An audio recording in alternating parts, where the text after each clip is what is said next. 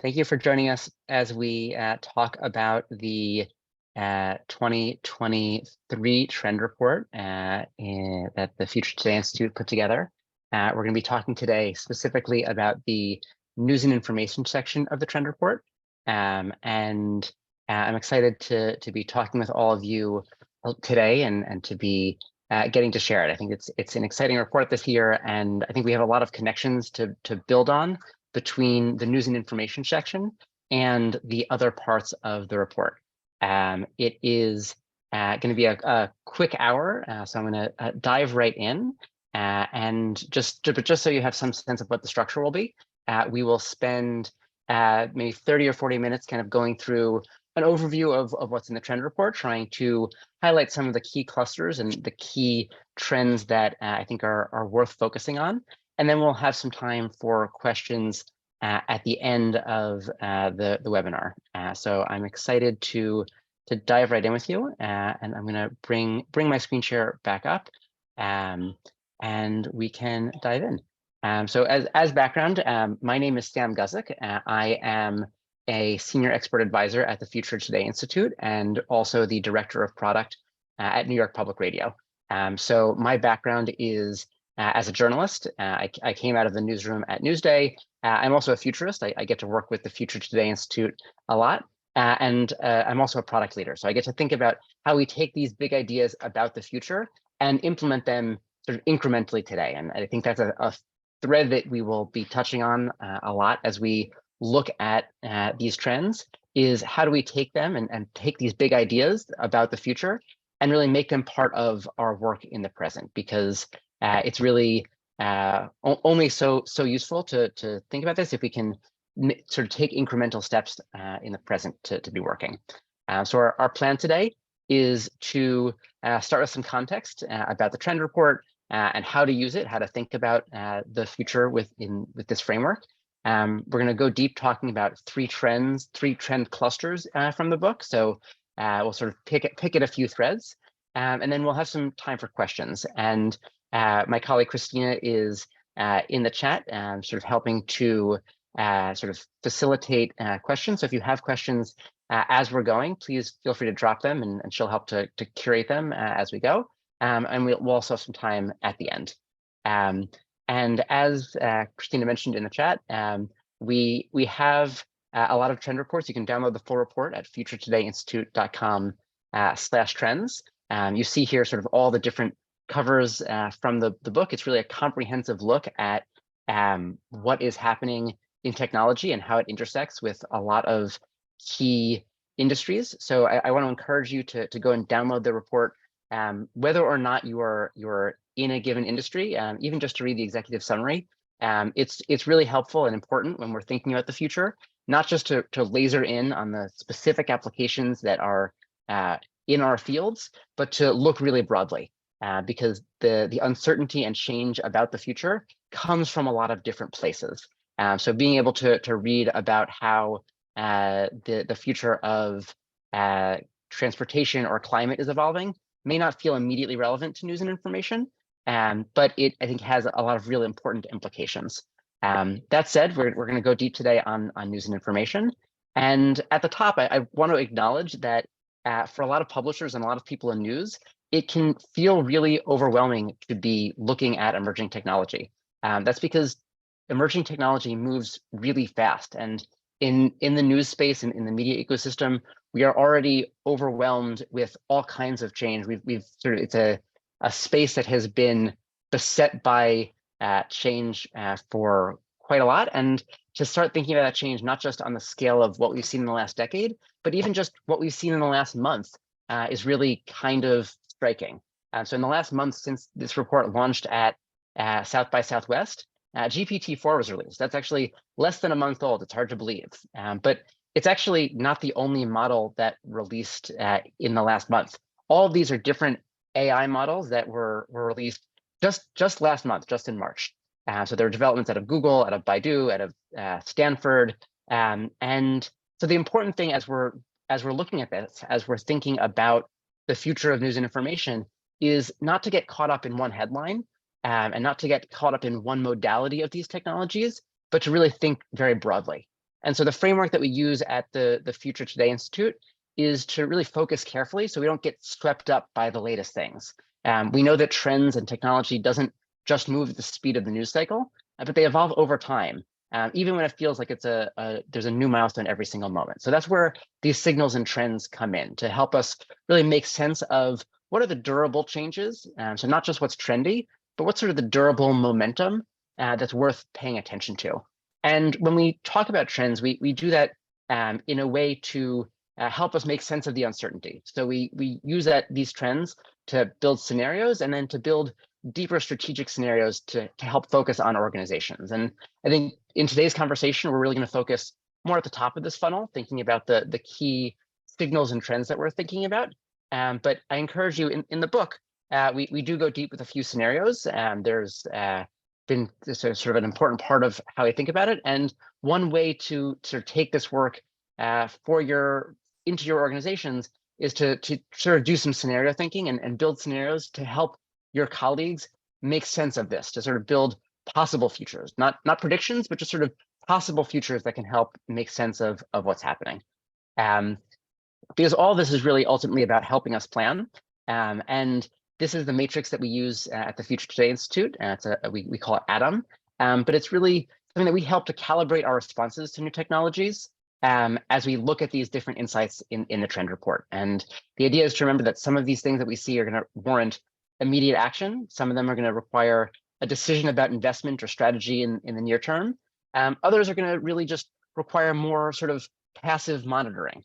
But the key is, even when something feels remote, even when it feels like we're talking about a technology or we're talking about a development that isn't going to be relevant to your day-to-day life in the short term, not to just ignore it, not to just put it aside and leave the work for another day, because that's a great recipe for being overwhelmed by the change and being caught unprepared. So having some kind of action, even if it's just committing to monitor it and once a month to kind of look for new developments, is a really powerful way to take the insights that we have in the trend report and spin it forward into your work going forward. So with all that sort of context setting, I want to dive into the trend clusters that we're going to be focusing on. And the first one, I think, unsurprisingly, really takes us to look at AI, which really has gone mainstream in the last year in a way that is, I think, really striking. And we're really seeing a very powerful inflection point. We've been talking about how quickly AI is changing, but I think that the more important observation here is that it's really a fact of life for consumers and for our audiences as publishers. I was talking to a college student a few weeks ago who was telling me about how ubiquitous ChatGPT was on his campus, both for fun and also for people bringing it into their classes. And he was a sophomore. He was having trouble remembering a time before GPT was part of his experience. It's really part of the fabric of the culture in a way that is really striking for something so new.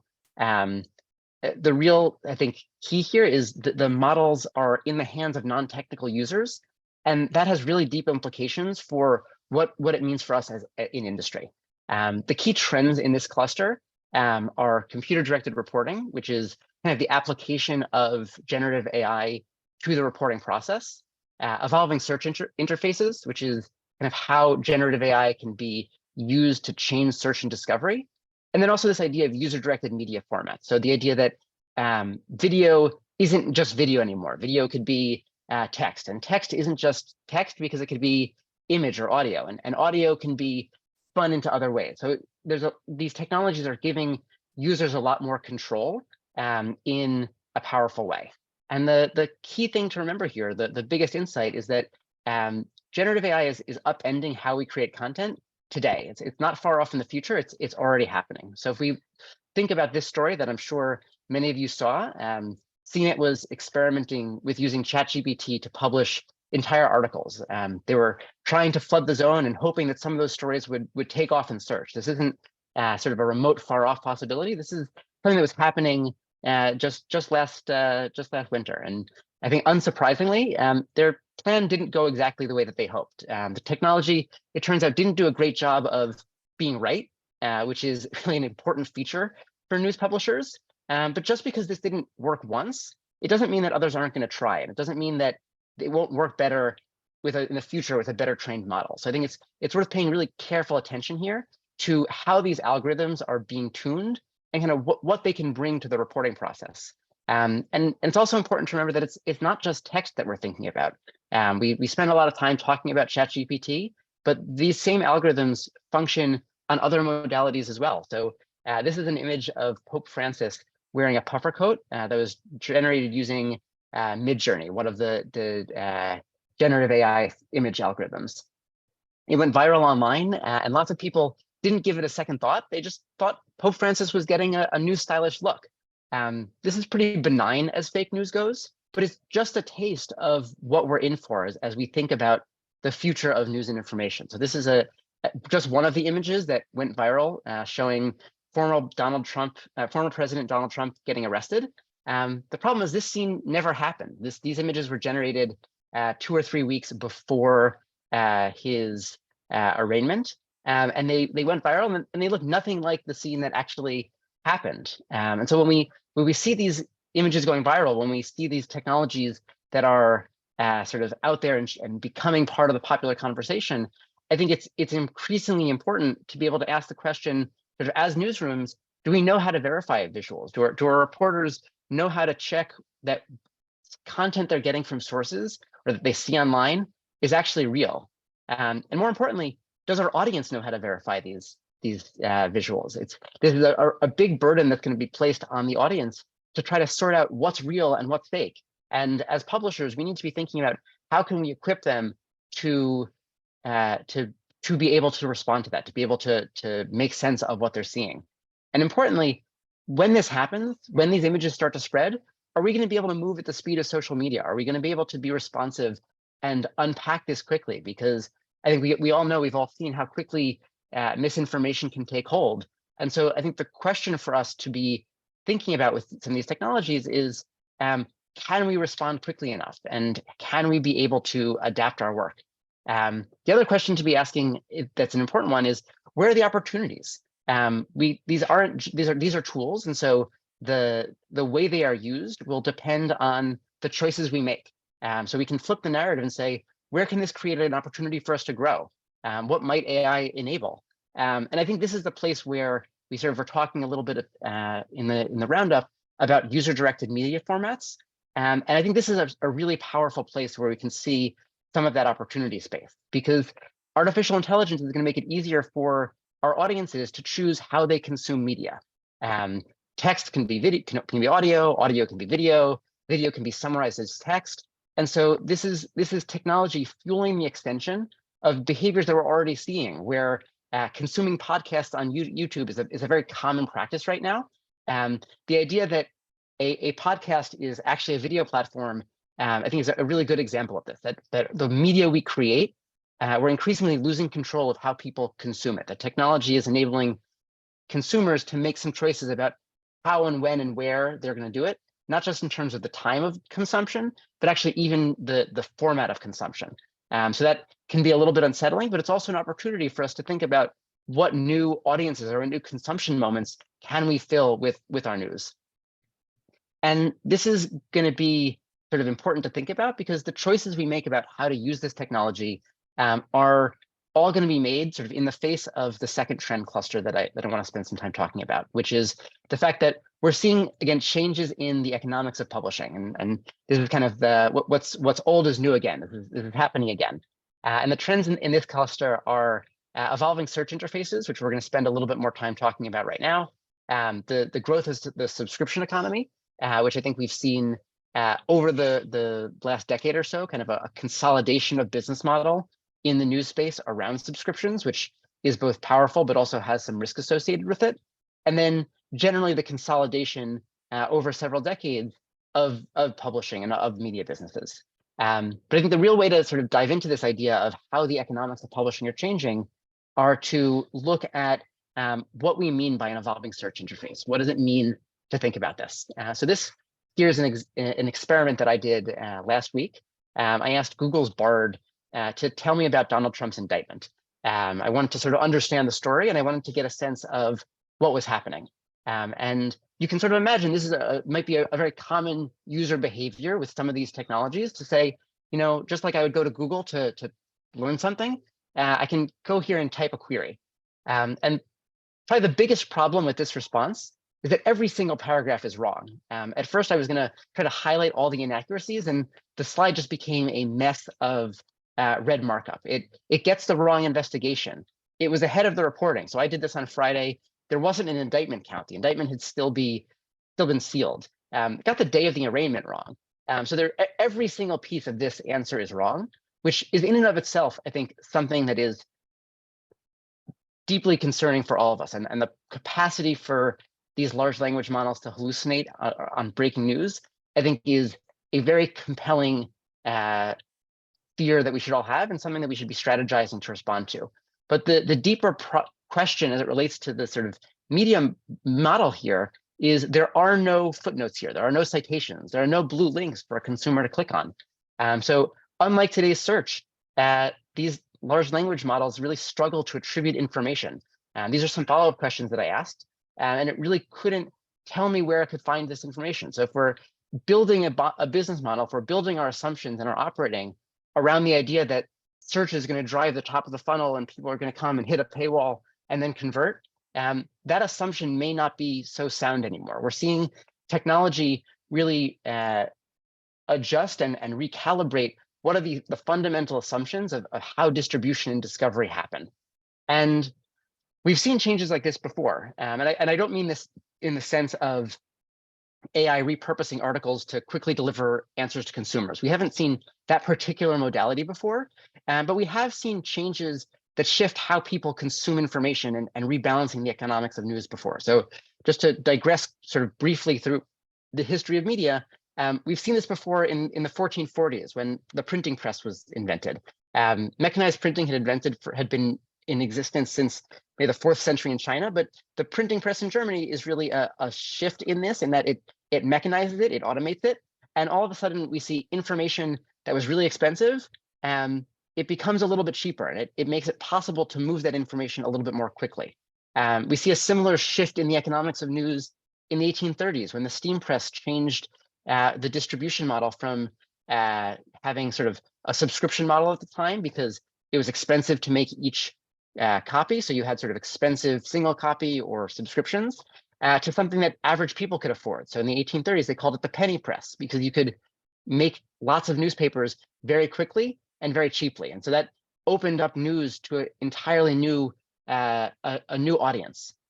We saw this large kind of wholesale change in the 1330s, in the 1930s when radio became popular, and again in the 1950s when TV spread into living rooms everywhere.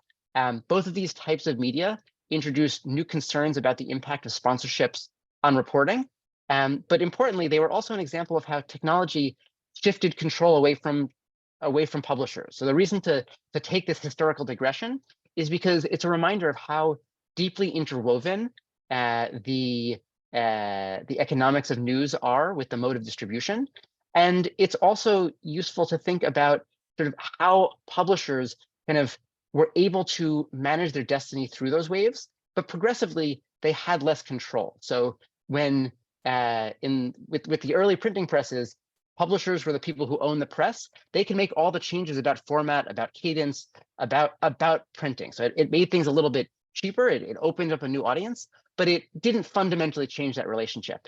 As you start to shift into the radio TV kind of phase, you actually start to see shifts in how much control those broadcasters had to worry about. Early broadcasters had to worry about, were people going to buy TVs and radios? That defined their reach.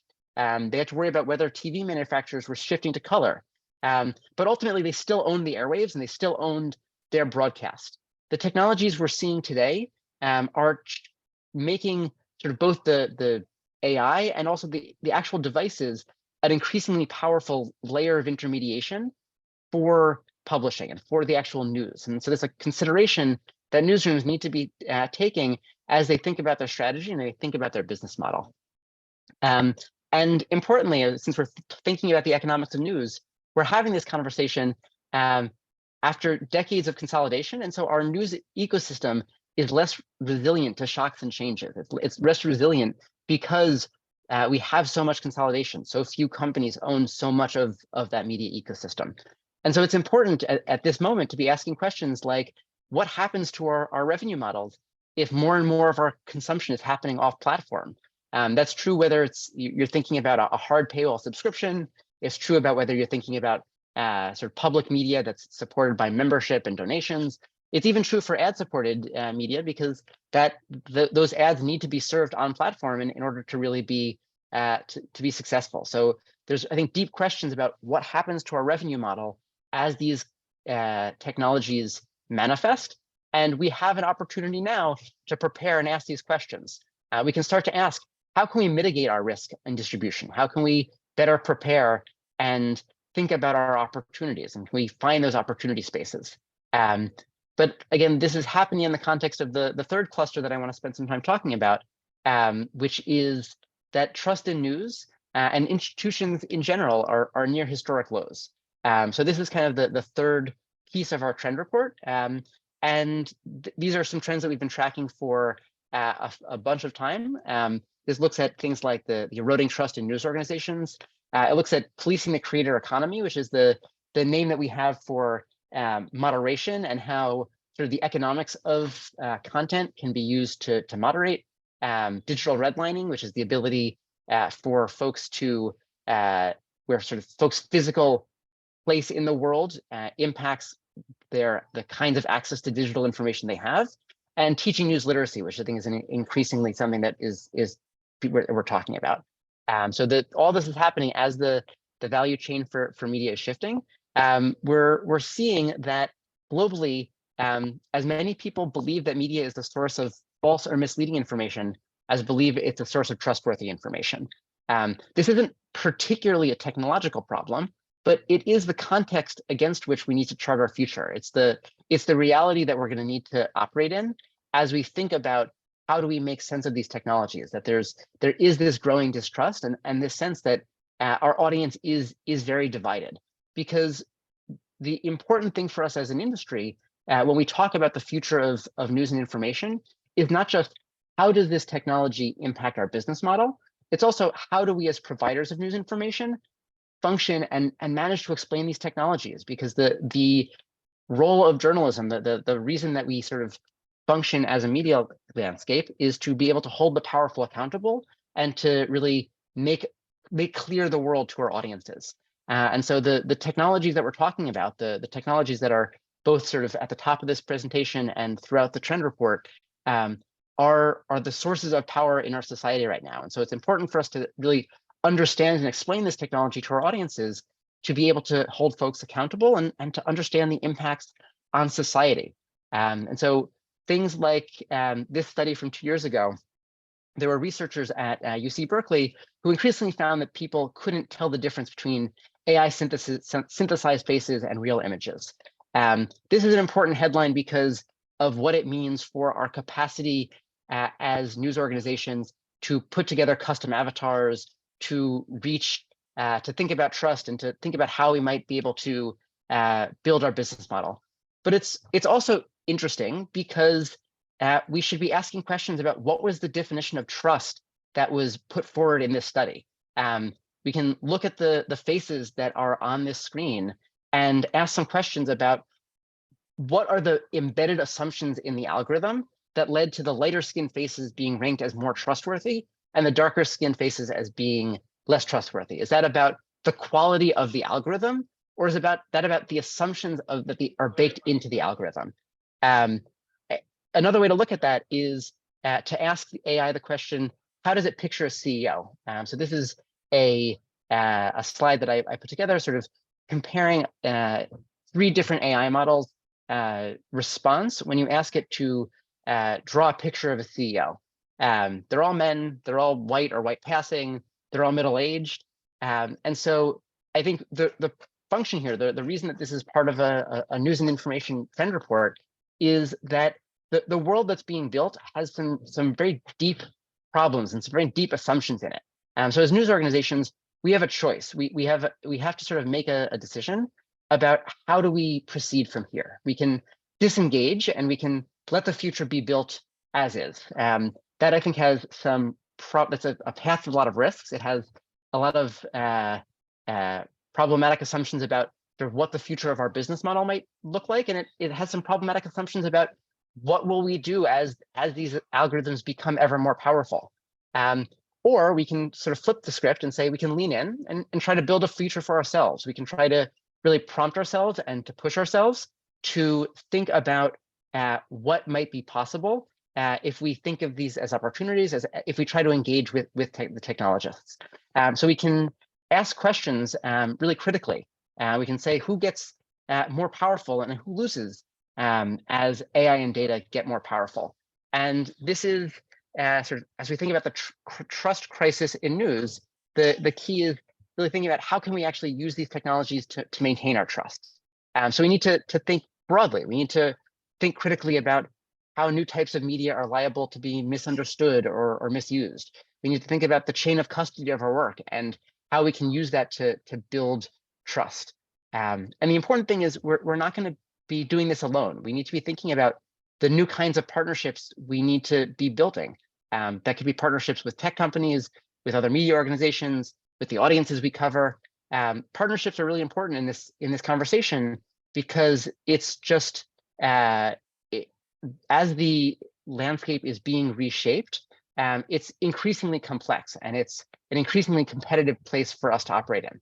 And so being able to sort of understand who are our partners, who can we collaborate with, is a way of trying to make sense of this and really trying to improve where we're at. We also sort of need to be thinking about how can we create a sense of urgency among our stakeholders to take these questions seriously, because it's like we were saying at the top, it's, I think, easy sometimes to look at these trends, to think about what's happening here, and to either just get depressed or to shut down, or to think that this is happening in a very remote, far off way. And I think it's important in this moment to remember both that we are seeing a lot of these changes in a substantial way in the present. Like we were talking about at the beginning, AI is mainstream, and so it's in the hands of average consumers in a very different way than it has been for the last several years. And also, we sort of have this, we know that we are less resilient as an industry, so we need to be able to take this sense of urgency and create it. And so I think that kind of leaves us with the question of where does that leave us, and what should we take away from a presentation like this? And this is kind of the key wrap up, and we'll sort of take some questions after this. But the idea is really that we're, again, AI is changing how content is consumed and distributed and also monetized. I think that's an important sort of roundup, that news organizations really need to sort of understand how to use this technology and how to hold it accountable, and that the media ecosystem is vulnerable to trust crises and disruption. I think if you take anything away from the sort of the big piece of the report for news and information, I think these are the key takeaways. I think we have more strategic questions in the report. There's more to consume there. There's those scenarios that I was talking about. But if you take anything away from the report, this is, I think, where to start out with. And I think we will try to take some of the questions. I see there's a few questions kind of coming into the Q&A, and I will try to answer some of these live. I'm going to put my screen share down, and I will try to answer some of these live as we go. I'm just going to take a moment to read these, and then as they come in. I can help. Oh, that would be great, Christina. Thank you.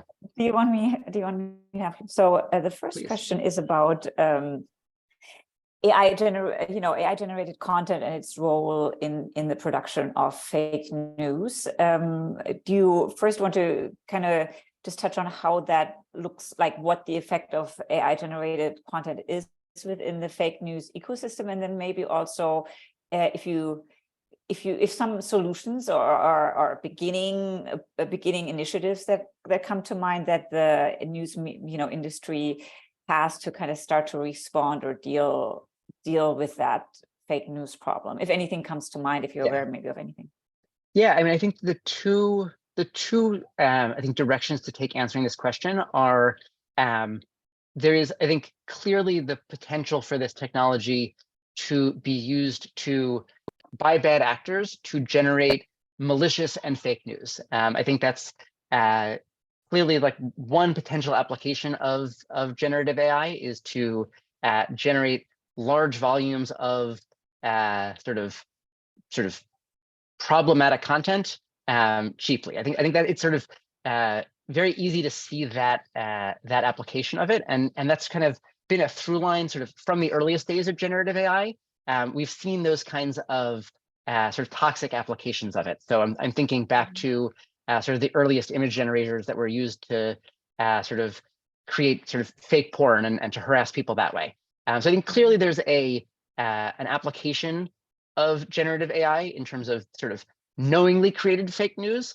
But in some ways, I think the more interesting or more challenging application of this is the sort of benign creation of fake information, because the way these tools work is that they are sort of probabilistically assembling text or creating images. And so when the example that I showed of the sort of summary of Donald Trump's indictment, I don't think Bard was trying to create fake news. I don't think it was trying to spread information, but it doesn't have a capacity to understand truth at the moment. And so the ability for these models to hallucinate when working in sort of breaking news or emerging news is really, really powerful and really, I think, really, without caution, very possible. I will say, sort of the note of hope I will add is, I don't think it's a foregone conclusion that the technology will get there. That this is really about the choices that people make in building products around the technology. So I didn't include the screenshot in this presentation, but if you compare how Google's Bard handled that prompt to Microsoft's the Bing chat, Bing actually did much better. Bing chat offered footnotes. Bing chat really stuck with the script, and it linked very quickly to more news information. So it understood it was being asked a news question. It kind of provided some basic summary with citations, and then linked into longer form articles. So that's a path this technology could take that I think is much less likely to sort of lead to unchecked misinformation. But it's I think that's one way to think about that question. Mm-hmm. Thank you so much, Sam. So another question is around the copyright of AI-generated content. So I know that's like right now up to speed, you know, very much in question, like how the copyright is going to evolve here. But do you see that there's a way that the news media can somewhat protect their content in, you know, so when it is being used as training data for AI, that somehow there will be, you know, that will be traceable, and then there might be some kind of monetization there, or that differentiation? Do you think that is? Do you think that's an option? Yeah, I mean, I think that there is. I think that's an important question. It's a question that is, I think, deeply unseated. I think this is an area of law that is evolving very quickly, and we will probably, the law will, I think, move much more slowly than news or than the technology in this space. I think it is interesting, sort of the stance that the Copyright Office has taken, which is that simply the response to a prompt cannot be copyrightable. And that it's interesting because sort of you're taking, in many cases, content that did have copyright sort of on the front end and applying a translation to it, and then all of a sudden it cannot be copyrighted. I think that being careful about sort of how the stuff that we publish is being used as training data is probably the best we can do at this point.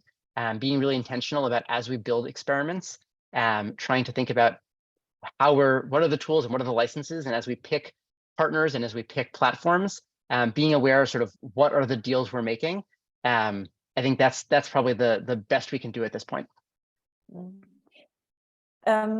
What do you see? And I mean, I think you touched on this throughout the conversation, but specifically, like, what do you think is the role of publishers in the near future, like, especially in regards to maintaining or rebuilding trust with the audience? Yeah, you know, I think that like a lot of things, I think it depends a little bit on the choices that we make as publishers. And I speak this sort of, I'm answering this question a little bit with my sort of New York public media hat on, as someone who's sort of thinking about these questions and sort of what do we bring as a publisher. I think that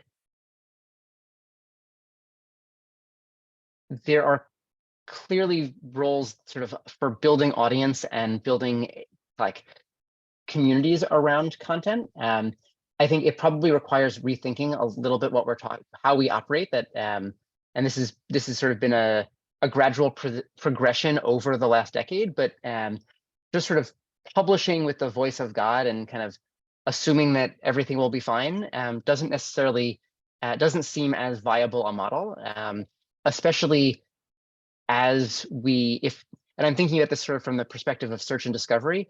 If we lose search and increasingly social as a tool for reaching new audiences with what we're publishing, the role of publishers, I think, needs to be much more aggressively to build community around their content and to try to build a self-sustaining way to reach those audiences. And so I think the question isn't so much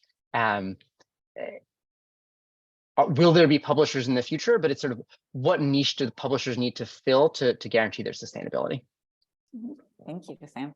So the next question is around a discipline-specific GPTs. For example, Bloomberg has its own business-centric one, and then Dimitri, who asked the question, like also for like Expedia, where they launched a travel-centric GPT based on the Expedia portfolio. Is this discipline-centric LLMs product, are those a way for media to differentiate themselves? Is that do you happen to know of any similar use cases? So those I think are the two use cases that are springing to mind at this moment, and I think that they're exciting because they are really trying to play with that question of what value can sort of the archives of the publishers bring, and sort of how to preserve that voice. I think the question that is sort of that I have when I'm thinking about these applications is that while they are, I think, much more sophisticated about the specific applications they're being asked about, it seems like the Bloomberg GPT is really a very powerful tool for understanding financial news and information, and can deliver, I think, really powerful responses along those lines. I think it's still constrained in dealing with sort of truly unprecedented situations, and it is constrained by the assumptions and biases of the training data. And so I think that the question that is really sort of will be important for publishers as they build these tools is how to fine-tune the training process to understand sort of what are the limitations. So how do you make sure that if there's a truly unprecedented news story that happens, that the model can respond appropriately? And then if there are known biases in the data set, which I think a lot of us kind of looking at the history of news can point to questions around what voices were included or weren't, what stories were covered or not. How do we make sure that those biases don't get propagated into the future? Because the reason for a publisher to build a sort of a fine-tuned GPT like that would be to be able to answer a question about its future, to be able to sort of position itself for the future. And if the answer is its future is just the sort of collective mean of everything it's published in the past, I don't think that's a durable vision for what the future of media looks like. So I think there's an importance to sort of think about, as those GPTs are being trained, to sort of ask some critical questions about what actually are the limitations of the technology. So along in that same vein, in regards to using LLMs to potentially monetize or make use of the archive of a particular organization, do you know if it's a very technical strategy? Do you know if the AI could be a feature behind a paywall? And have you heard of any? If yes, have you heard of any examples? So, and just to make sure, I'm just looking at the question right here. I'm trying to It's a question from Loic. Yeah. So I know there are AI tools that are out there that are trying to sort of determine when paywall should serve, and trying to really use machine learning to optimize paywall paywall structure.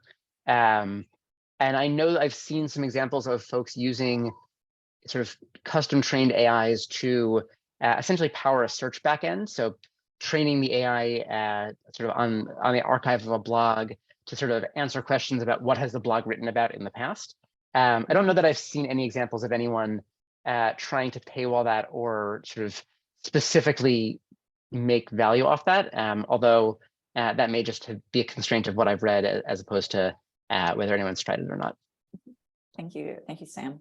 So moving from this very specific question to a very broad one. So what would be the biggest mistake for any news organization going forward? I think the biggest mistake that I can think of would be to assume that the future will look exactly like the past. The mental model that I sometimes use to remind myself of this is reflecting back on the process of becoming mobile first in web design. Because I think if I think about sort of when did it really become standard practice sort of in every design to say, it needs to work on mobile or it doesn't work. That was probably 2015, maybe 2014, if we're being generous. But I think the first responsive news website wasn't launched until 2013.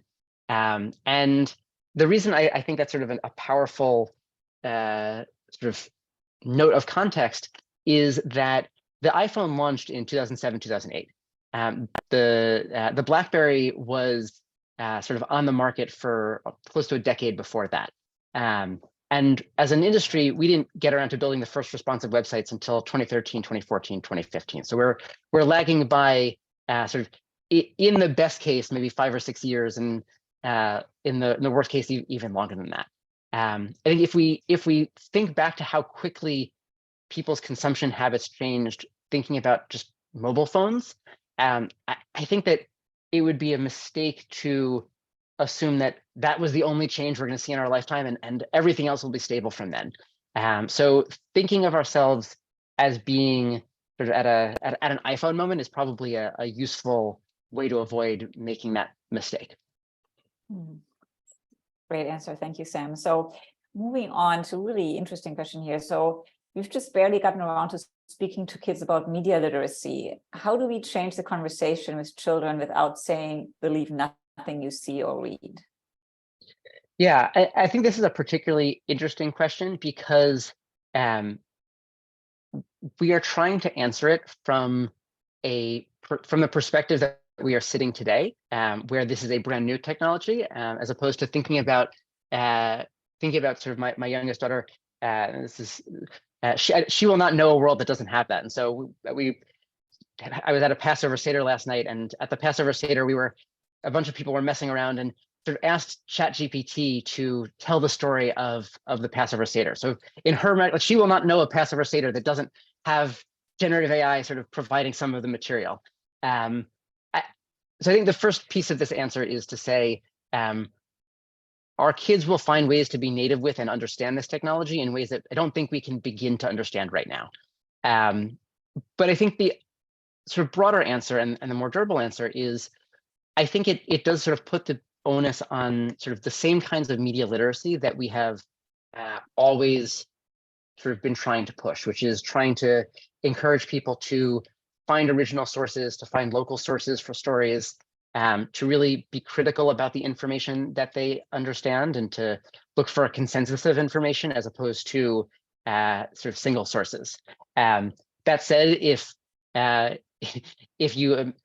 lots of publishers take a human out of the loop, which would be a deeply scary possibility, but if that becomes mainstream, you can imagine a world where a single story becomes kind of propagated fact very quickly. I think if that's the case, the tools we'll need will shift, but ultimately, I think we'll be able to rely on the fact that I think our kids are going to have a deep sense of how this technology works that we don't quite have yet, as this is just beginning to develop and just sort of on the cusp. Thank you, Sam. So we're only having 3 more questions, and so we're nearing the end. So, do you believe there will be a business case from media rejecting all kinds of AI? You know, it's a safe space for old school, non-synthetic information. You know, I think that the key to that is to think about sort of who is the model, what's the price point, and what's the audience. I do think that there I don't want to sort of like get into the business of like I don't want to start vetting business plans, but I do think that there are ways, the ways that sort of publishers can distinguish themselves are varied, and the key is responding to these trends and responding to these technologies intentionally. And so I think if the pitch is to develop a finely crafted, finely refined, curated package that is kind of what you need to know, I do think that like that kind of craftsmanship can have value. If the pitch is more along the lines of we're going to stick our head in the sand and pretend that AI doesn't exist and do the same thing we've always done, I think that's probably a less of a viable opportunity. So I think it really has a lot to do with how does the publisher try to consider its present and consider where it's going, and use that to really build an audience and find a market. So how do you interpret the reaction within the news industry to the AI, especially the latest AI developments? You know, do you think they're overreacting or underreacting? And do you know of any organization that you think is already really prepared for the next phase of AI? You know, I think that it is exciting to see some of the collaborations and partnerships that are happening around the industry around AI. And so I think that it is certainly a bell curve. I think there are certainly organizations that are not having this conversation at all. And I think that's probably a dangerous place to be. I think there are examples of publishers who are kind of fully baking AI into their workflow and taking humans out of the loop in ways that fundamentally make me a little bit uncomfortable. And in the middle, I think there's a lot of people who are being sober, experimenting, and using it as an opportunity to think about what the media ecosystem really looks like. So in the trend report, on our ones to watch section, one of the things we talk about is the Associated Press's local news initiative, where they've been really doing a lot of listening across local news publications across the world, really trying to understand what are the conversations that publishers are having inside their newsrooms about AI, and also trying to facilitate the development of tools and technologies. There's great work happening at the London School of Economics to bring together technologists and journalists. And so I think that kind of sort of sober partnership is the stuff that gets me most excited. And the stuff that's kind of on either extreme, I think is probably it's maybe more common for people to be tuned out of it, especially in resource constrained places. But I'm hopeful that the sort of thoughtful work that's already happening will be able to sort of set the tone as it gets more coverage. So next one is a question of Courtney that I interpreted wrongly in the beginning in regards to training data. So I'm gonna read this time to make sure that I'm not making another mistake. So what are news organizations going to do to try to get their rights monetized in training data? You know, I think that's an important question because it speaks to sort of the ability for news organizations to operate in concert and to try to negotiate. I think it's certainly possible for organizations to try to have their work removed from that training data, but there's not a great model yet for what it would look like to sort of have that data monetized within a corpus, and then to track and sort of attribute back sort of when was a piece of this data used in an output. I think that there are some constraints in the models to be able to think through that, and so it's a really challenging problem to think about if there's direct monetization from being used in training data in that way. I don't think there's a a clear answer, at least a clear answer that I'm aware of, to be able to use that as a source of monetization. Mhm. So just a few more, because we're also in there, like getting close to the hour. So what would your advice be to a small or medium newsroom that doesn't have a lot of resources, but wants to start tackling AI? Where do they best start, like with content creation or visual content, verification or distribution or something else? Do you have some thoughts about that?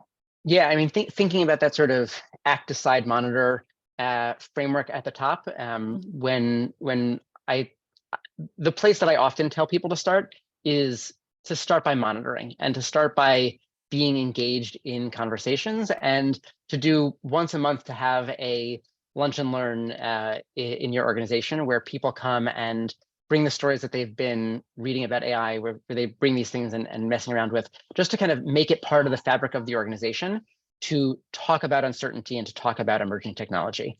I think that it's a useful reminder that you don't need a lot of resources to get started with this.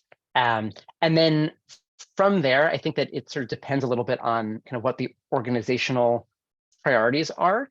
But I think if I was going to sort of tee off an experiment, and I'm thinking about sort of the specific experiments that we've done at the Medium newsroom that I work in, I think one is kind of thinking about, are there possibilities for AI to sort of make workshopping headlines a little bit easier? There's a friend of mine has a tool that was published as part of a Reynolds Journalism Institute fellowship that builds that into a Slack workflow. So I think there's some interesting tools that can just like raise the visibility for it, even if those aren't the headlines that you end up going with. Just kind of seeing what are the limitations of the tool can be helpful. And then thinking about opportunities to sort of automate existing processes are probably the other place. So it's really trying to think about, like, are there back-end processes that aren't user-facing, but that might create more time for creating content? That's probably the other place that I'd recommend an organization to start looking at in their workflows. Thank you, Sam. And I have one more question for you, which will close out the Q&A session. Mm-hmm. Thank you so much for spending so much time with us on this today. So what are your top tips for people creating and running smaller community-based news outlets? How important will these non-traditional outlets be in the future news ecosystem? Yeah, so I think that I think this is an important question, because the smaller organizations are both resource constrained, and so it is often very hard for them to innovate, and because they are such an important part of the media ecosystem that in some ways there's like a very fundamental part of, like, I always think about media as like a coral reef. They're a very fundamental part of that coral reef ecosystem, because so much of the content that is created is built on the backs of people in niche communities, in sort of local communities reporting things, and then that gets synthesized and then synthesized into bigger and bigger publications. So I think the first is, I think those are going to be essential to the future of the media ecosystem, that without those publications, I think that sort of progressive synthesis of information gets a lot harder. I think the tips are sort of similar to what we were just talking about. And then with sort of the additional piece of really spending some time thinking about what are the implications of technology for connectivity in local spaces, by which I mean technology makes it a lot easier for people to be connected to people who don't live in the same place as them. And so I think there's a challenge and an imperative for those kind of small community-based publications to keep the fabric of the community together, so that people continue to see the commonalities they have with people who share schools with them, and who share a water supply with them, and who share a government with them. Because if we sort of lose sight of the ways that we have that in common with people, I think that's a very dangerous thing, both for sort of civic society, but also for what the future of news and information looks like. So I think really thinking about, really urgently about that definition of community is probably the best tip that I could give to a publication like that. Thank you, Sam. And with that, I will close out the Q&A session and hand it back to you for closing us out. Rock on. Well, thank you all so much for being here. It was really a pleasure to get to chat with you about the trend report today. I know I'll just lift up something that has been, we saw this question in the QA a few times. We have been recording this session so that it will be available to share, and we'll also have recordings of the other webinars that we did on the other books. I think the information for that should be on our website in the next little bit, and I imagine we'll send out an email blast once those recordings are available. So stay tuned for more information about that. If you haven't already, make sure to download the rest of the report at futuretodayinstitute.com/trends. I think there's a lot of really powerful information in there, sort of about a number of different industries, and even if it's not your core focus, it's really useful to spend that time looking. And if you have any questions, if you want to follow up on any conversation about this, please feel free to reach out to me by email. My email is sguzik, SGUZIK, @futuretodayinstitute.com. And so I would love to get to follow up and continue the conversation. But thanks all for joining, and hope you have a great rest of your Thursday.